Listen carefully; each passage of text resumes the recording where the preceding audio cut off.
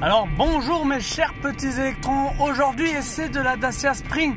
Alors on est allé jusqu'à Cessin, on a fait du 14 kWh au 100 km. Donc bah voilà, on est en essai sur la fameuse Dacia Spring. Alors on était parti, on était à peu près à 80% de batterie.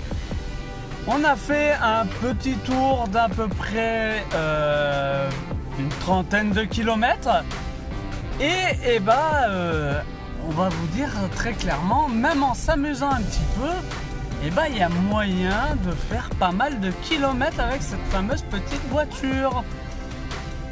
Donc très clairement, moi je la conseille pour tous ceux qui veulent une petite voiture qui est efficace dans tout cas de mesure, à part sur l'autoroute. Elle ne sera vraiment pas faite pour l'autoroute, mais par contre pour tout ce qui est petite voie rapide, rocade, on va dire voie à 70 jusqu'à 110, elle fera le job.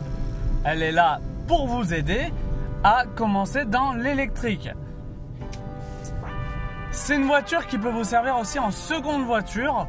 Maintenant que les hausses des prix ils sont là, on va dire que c'est une voiture, elle vous promet bien 250 km d'autonomie réelle pour un qui roule un peu sportivement.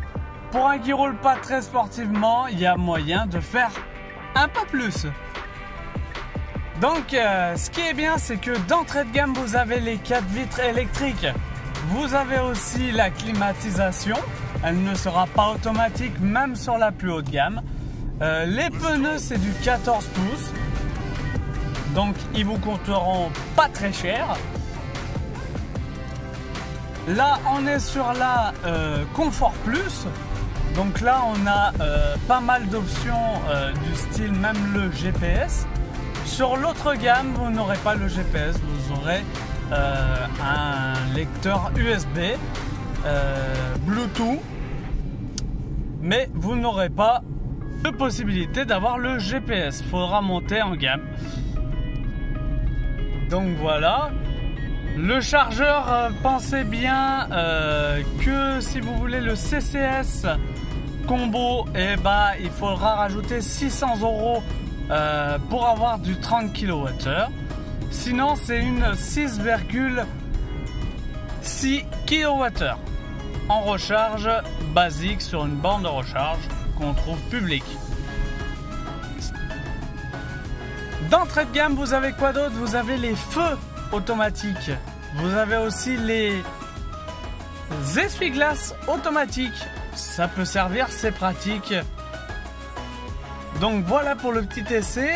Et très clairement, on est dans les alentours des 13 kWh sur notre essai. Alors on a fait pas mal de montées parce qu'on est monté au de Cessin, mais ça vaut le coup de l'acheter parce que là par exemple on revient on pouvait faire 160 km.